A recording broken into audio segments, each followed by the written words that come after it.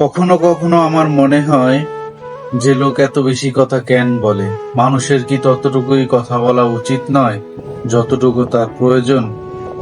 একবার ভেবে দেখুন, যদি প্রতিটি কথার জন্য মূল্য দিতে হতো, অর্থাৎ প্রতিটি কথার দাম থাকতো, যে প্রত্যেকটি শব্দ বলার জন্য আপনাকে এত টাকা দিতে হবে, তাহলে আপনি একটা শব্দ, একটা কথা বলার জন্য কতটা ভেবেচিন্তে ও সাবধানে বলতেন। আজকাল বেশি কথা বলার থেকে বড় রোগ আর কিছুই নেই।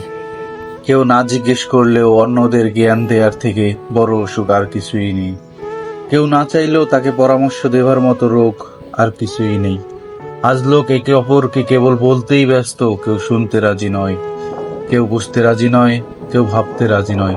সবাই কেবল নিজের কথাটাই বলতে চায়, আর এটাই সব বর্তমানে সব থেকে বড় সমস্যা।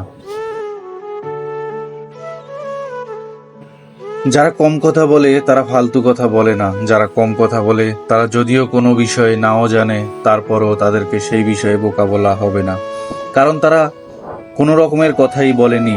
তাই বিনা কারণে কথা বলা বন্ধ করুন। যেখানে প্রয়োজন দুটো কথার, সেখানে 10টা কথা বলবেন না। আপনার কথাটাকে টাকার মতো করে খরচ করুন। আপনি যেখানেই যাবেন চারপাশে সবার কথা শুনুন, কারণ আপনি অন্যকে শুনেই শিখতে পারবেন। অন্যদের কথা শুনেই আপনি তাদের সম্পর্কে জানতে পারবেন। যদি আপনি কেবল বলতে থাকেন, তাহলে আপনার সময় নষ্ট হবে, আপনি কিছু শিখতেই পারবেন না।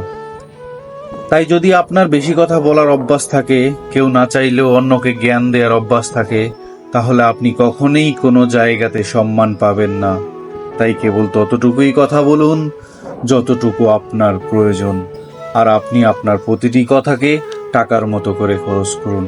এতে সম্মান, শ্রদ্ধা ও ভালোবাসা থাকবে।